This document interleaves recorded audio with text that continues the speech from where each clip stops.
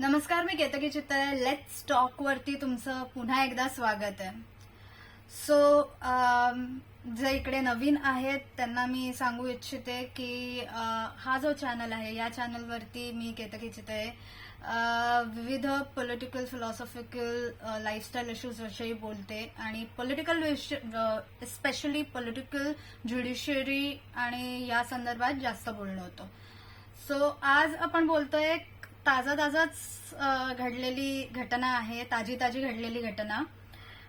पुण्यात Brahma Corp developers नावाचे जे बिल्डर ब्रह्मा कॉर्प डेव्हलपर्स यांचा 17 वर्षाचा नातू 12वीतला मुलगा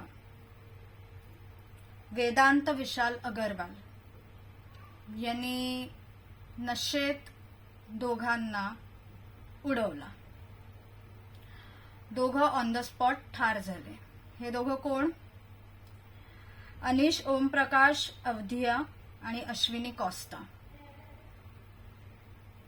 तर ही नक्की काय केस झाली आहे, त्या मुलाला नेमकं कशी घटना घडत गेली ह्याविषयी आपण बोलूया. Okay, cool. सो हा 12वीतला मुलगा पबमध्ये पार्टी करायला गेला. मायनर मुळात त्याच्या आई वडिलांनी व त्याच्या आजोबांबद्दल आपण बोलूच या. आधी काय काय घडलं हे मी सांगते. हा मुलगा त्याच्या 5-6 मित्रांबरोबर तिकडे गेला होता, ज्याचं बिल अराउंड 48,000 to 50,000 झालेलं आहे. म्हणजे किती दारू प्यायले असतील हे लोक, हा विचार करा. किती दारू त्यांच्या सिस्टीम मध्ये असेल की त्यांचं बिल अराउंड 48,000 to 50,000 आलं होतं. जेवण कितीही तुम्ही खाल्लं, किती खाणारे खाऊन माणूस 4 प्लेटच्या पेक्षा जास्त तर आपल्या पोटात काही जाऊ शकत नाही ना. डोक्यावरून पाणी. मी अगदी भुक्कडातला भुक्कड म्हणजे खादाडातला खादाड माणूस म्हणतेय मी, तरी नाही जाणार. कितीही ओव्हर प्राइस्ड रेस्टॉरंट असलं, कितीही ओव्हर प्राइस्ड पब असला तरी 48,000 to 50,000 बिल म्हणजे सिस्टीम मध्ये किती दारू होती याचा विचार करा. ड्रायव्हरला सांगितलं चालवायची नाही, मी चालवणार. 2:30 वाजता पब मधून निघाले. 2:15 वाजता ऍक्सिडेंट झाला. जागेवर अश्विनी कॉस्टा, अनिश ओमप्रकाश अवधिया ठार.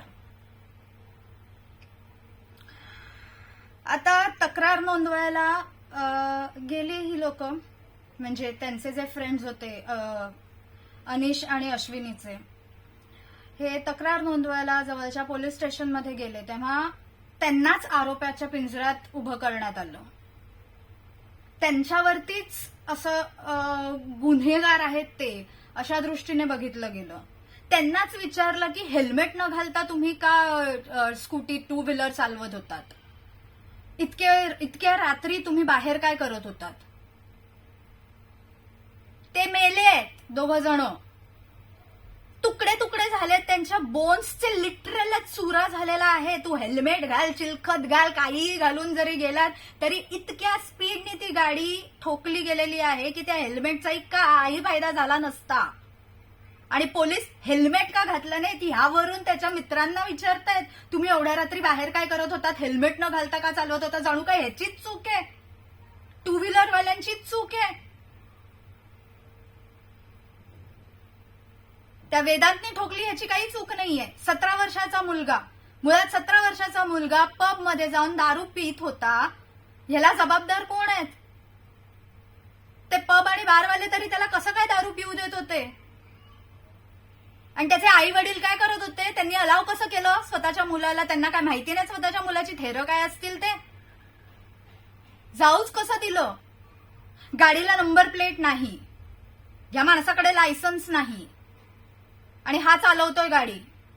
बरं, पोलिसांनी काय केलं त्यावेळेला? पोलिसांनी असा प्रयत्न केला जसा आधीही एका व्यक्तीबरोबर प्रयत्न झालेला आहे आणि तो सक्सेसफुल झालेला आहे की तो गाडी चालवतच नव्हता, ड्रायव्हर चालवत होता आणि ड्रायव्हरकडून हा ऍक्सिडेंट घडला. हा प्रयत्न पोलिसांनी केला, पण तो नेमका फसला. का माहितीये का? आजकाल आपण सर्वजण मोबाईल पटकन काढून सगळं शूट करायला लागतो. त्यामुळे सोशल मीडियावरती ऑलरेडी पसरलं होतं की गाडी वेदांतच चालवत होता, म्हणून त्यांचा हा प्लॅन फसला. जर पुरावा नसता तर ते ह्या लाईननं पुढे जाणार होते की ड्रायव्हर गाडी चालवत होता, वेदांची त्यात काहीही चूक नव्हती. पण तो त्यांचा प्लॅन, पोलिसांचा प्लॅन फसला. बरं, पोलीस तर महानालायक असतातच हे आपल्या सर्वांना माहितीच आहे. म्हणजे त्या लोकांना जे कंप्लेंट करायला गेले होते त्यांनाच तिकडे आरोपीच्या पिंजऱ्यात पोलिसांनी टाकलं. ह्यात काही नवीन नाहीये. I am so not surprised regarding this. कारण जेव्हा माझ्यावरती तर डायरेक्ट डेथ थ्रेट्स, इकडे इकडे भेटा तिला आणि बोला तिच्या आणि तिला जाब विचारा. आता जाब विचारा म्हणजे काय? डिस्कशन बसणार आहोत चर्चा करायला का मारणार आहेत मला? का माझ्यावरती डेथ थ्रेट होत आहेत? तर मी कळंबोली पोलीस स्टेशनमध्ये गेल्यावरती तिकडचे पोलीस मला विचारतात, ही केतकी तूच कशी, ही चितळे तूच कशी? असं जर मलाच आरोपीच्या पिंजऱ्यात कळंबोली पोलीस स्टेशन नेहमीच टाकतं, तिकडेच पोलीस कस्टडीमध्येच असताना हाणामाऱ्या होतात, मला मारलं जातं, तर ह्या पोलिसांनी असं केलं, आय एम नॉट सरप्राइज्ड. मला का सरप्राइजिंग वाटत नाहीये? कारण वेदांतला उचलल्या क्षणी काही मिनिटात तिकडचा आमदार हाजिरी लावतो, पोलीस स्टेशनमध्ये धावतो. बरं, तो कुठल्या पक्षातला आणि कुठल्या गटातला आहे तो आमदार? सगळे कार्यकर्ते जे चट्टपट्ट गेले होते या वेदांतला वाचवायला, ते कुठल्या पक्षाचे होते? सांगायची गरज मला वाटत नाही, तुम्ही सुज्ञ आहात.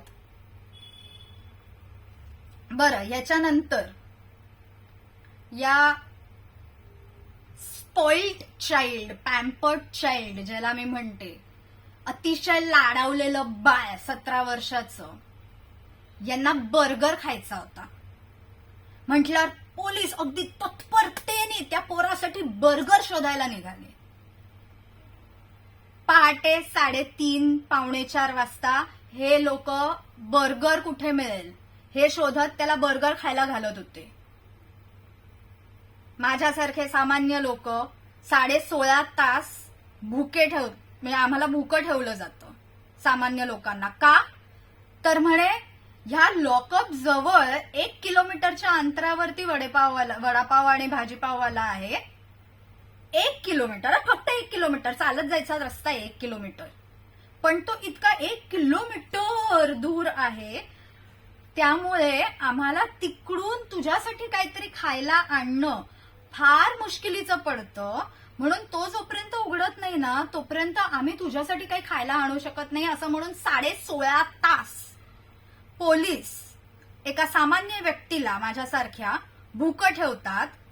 पण ह्या लाडावलेल्या बाळाला त्वरित बर्गर उत्पन्न करून त्याला दिला जातो खायला, आणि हा नालायक तिकडे खातो. बरं, त्याला काहीच फिकीर नसल्यासारखा तो बसलाय तिकडे की मला बर्गर खायचंय, मला याव खायचंय, मला ते याव खायचंय. जवळपास तो स्वतःच्या घरीच आहे असाच वागतोय तो, आणि हा ऍटिट्यूड खपवून घेतला जात आहे. का?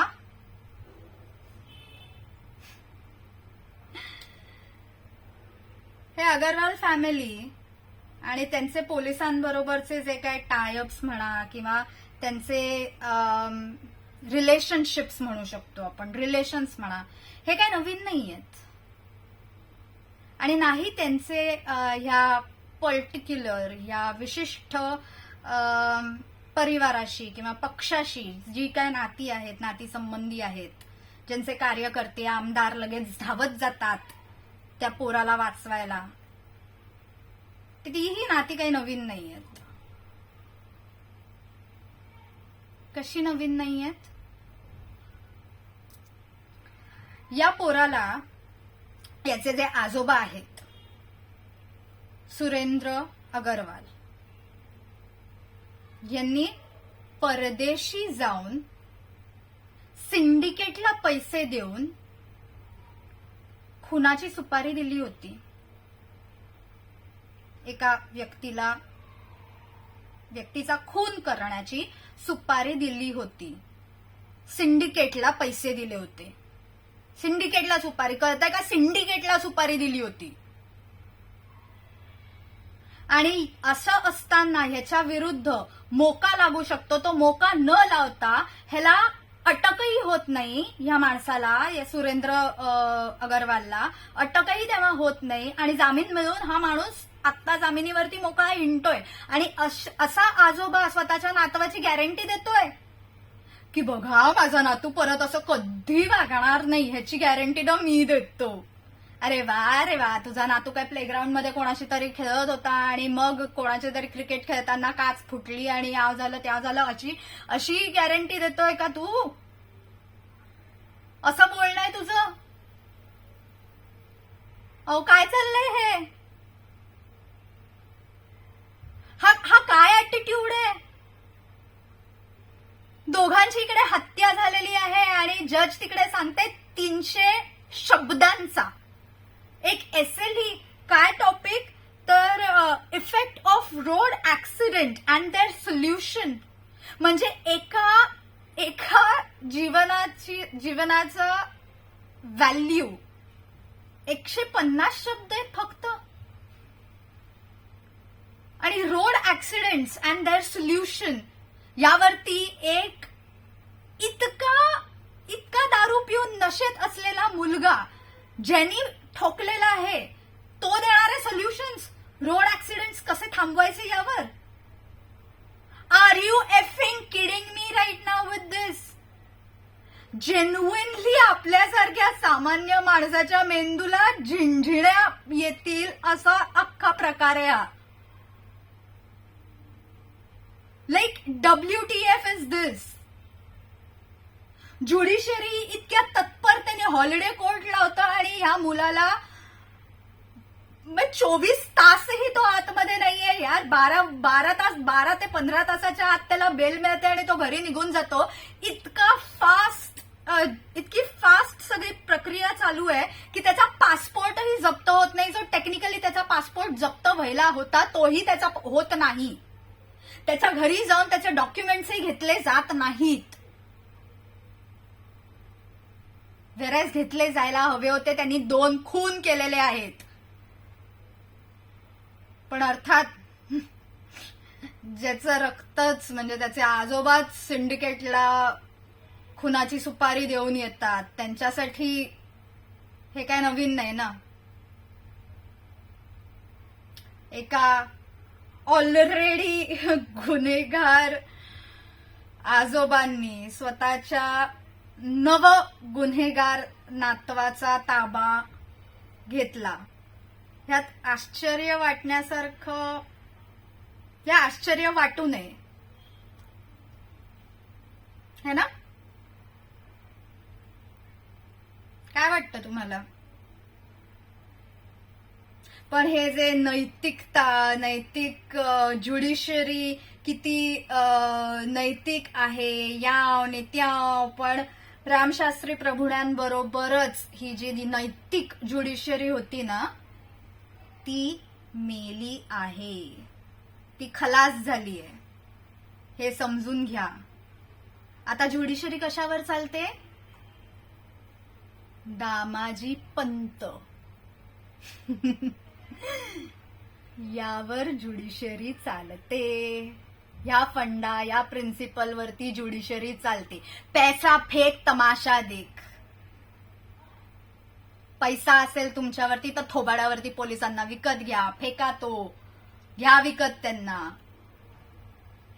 है ना? रिक्षा चालवण्या करून थोडासा जरी ऍक्सिडेंट झाला चुकून, नशेत नसताना, अंडर 0 इन्फ्लुएन्स, तर त्याला जन्मठेप होते. 4 व्हीलर वाल्याकडून ऍक्सिडेंट झाला काही वर्षांची त्याला सुनावणी होते, फाईन भरते, सगळ्या मेडिकल एक्सपेन्सेस त्याला घ्यावे लागतात, सर्व काही. आणि नंबर प्लेट लायसन्स नसलेल्या एका जुव्हनाईल मायनर मुलाकडून मद्यपानाच्या नशेत इतका तो गेलेला भंड डोकं झालेला असलेला मुलगा लगेच त्याचे गुन्हेगार आजोबा येतात, ज्यांच्यावरती टेक्निकली मोका लागायला पाहिजे, जो लागला नाही, अटकही झाली नाही, वडेवर त्यांना वाचवायला त्याचे आजोबा येतात.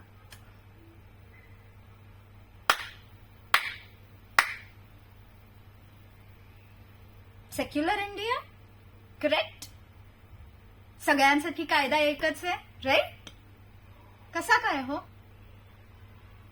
आपल्या इकडे ना एका विशिष्ट लोकांसाठी एक वेगळा कायदा आहे. तुमच्याकडे पैसा आहे, तुमच्याकडे कॉन्टॅक्ट्स आहेत, तुमच्याकडे बेसिकली एक विशिष्ट परिवार आणि पॉलिटिकल पक्ष, विशिष्ट राजकीय पक्ष आणि तोच परिवार जिथे तिथे काहीही झालं ना, काही म्हणजे ओ माय गॉड, कितीही आपण म्हटलं, काहीही घटना घडली, अशी विक्षिप्त घटना घडली की नेहमी त्याच परिवाराचे कार्यकर्ते, त्याच पक्षाचे कार्यकर्ते, आमदार, खासदार कसे काय पोचतात? हा प्रश्न ना, हा खूप सोपा आणि भाबडा प्रश्न आहे माझा. जिथे तिथे एकाच परिवाराचं नाव कसं काय असतं? हे काय बरं ह्यांचं नाव, ब्रह्मकॉप डेव्हलपर्स, यांना टेंडर कोण देतं? बघा जरा. फार गुगल करायची आणि फार रिसर्च करायची गरज नाहीये. थोडंसं इकडे विचारपूस केलीत ना तरी कळेल त्यांच्याकडे टेंडर कोणाकोणाचं येतं ते. कुठले आमदार लगेच धावत पहाटे पोचतात पोलीस स्टेशनात ते.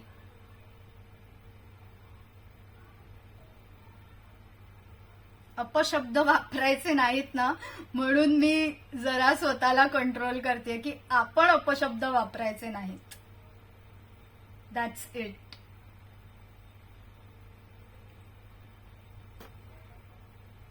दोन लोकांना इकडे मारण्यात येतं आणि ही लोक 12 ते 15 तासात बाहेर पडतात, पण एक फेसबुक पोस्ट कॉपी पेस्ट केल्याने माणसांना डायरेक्ट शहानिशा न करता त्यांच्यावरती अट्रॉसिटी काय लागते, त्यांना उचलून तुरुंगात फेकून दिलं जातं, 40-50 दिवस सॉलिटरी कन्फाइनमेंट मध्ये ठेवलं जातं. आणि हे बरोबर आहे, करेक्ट. जिथे नाव न घेताही एक पोस्ट कॉपी अँड पेस्ट करून टाकली जाते.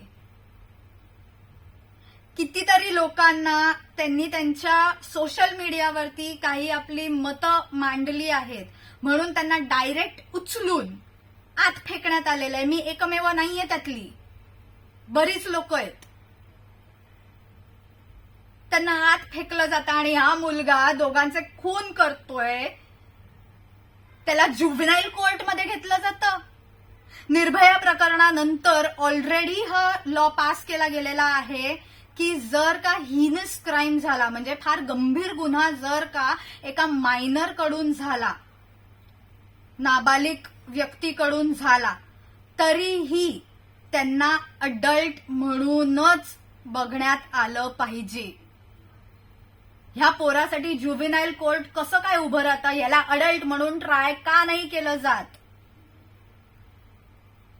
हा काय? आणि मला तर ना हे मला झेपतच नाहीये. मला लिटरली, कदाचित माझी पोच नसेल असं मला वाटायला लागलंय, पण मला लिटरली हे झेपत नाहीये की तुम्ही ऍज अ जज म्हणून अशी जजमेंट पास करता की तू 300 शब्दांचा एक निबंध लिही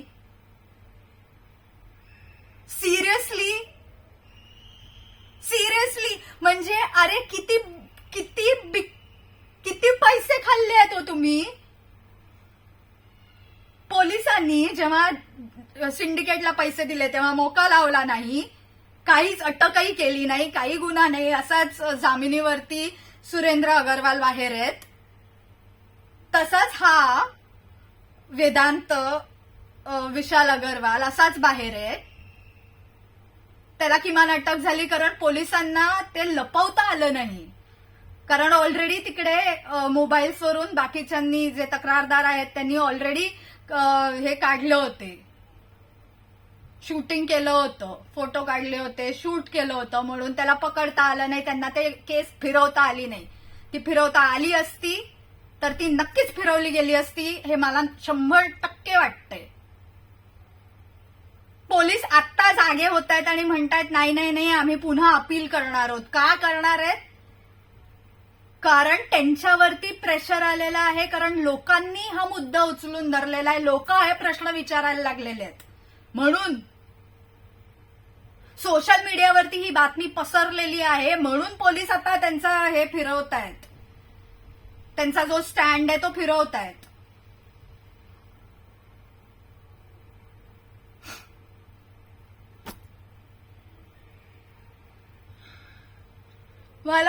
मला खरंच या गोष्टीचं एक हे येतं की एकूण ज्या पद्धतीने पोलिसांनी त्या कंप्लेनंट्सना लिटरली पोलीस स्टेशनातून बाहेर फेकला आणि त्यांनाच आरोपीच्या पिंजऱ्यात उभं केलं होतं की हेल्मेट का नाही घातलं, याव का नाही केलं, आणि ह्या पोराला अगदी पहाटे 4 वाजता बर्गर काय आणून खायला घातला आणि हे केलं. म्हणजे ह्याच्या बरोबरची ट्रीटमेंट आणि जे गेले आहेत त्यांचे मित्र जेव्हा तक्रार द्यायला येतात त्यांच्या बरोबरची ट्रीटमेंट, हे एकूण बघून कुठेतरी संशय येतोच ना मनात की किती जणांनी किती किती पैसे खाल्लेत.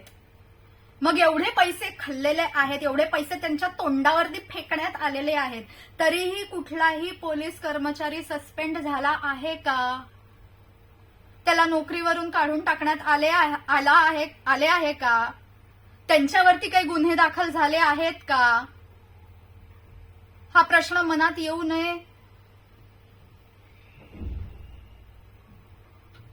तुम्ही सांगा मला.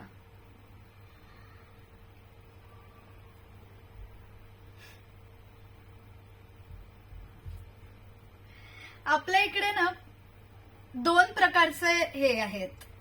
म्हणजे एकाला वेगळा कायदा, वेगळे पोलीस, आणि आपल्याला सामान्य लोकांना एक वेगळा कायदा, वेगळे पोलीस.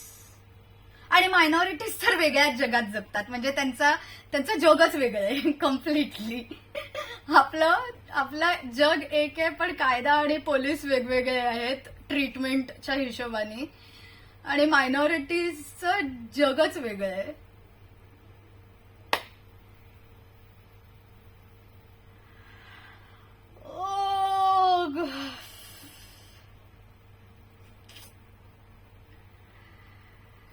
आता म्हणतायत की आम्ही त्याला अडल्ट म्हणून ट्राय करणार आहोत. एवढं प्रेशर पडल्यानंतर पुढे केस कशी चालते याबद्दल नक्कीच सांगत राहीन मी. तोवर जय हिंद, वंदे मातरम, भारत माता की जय.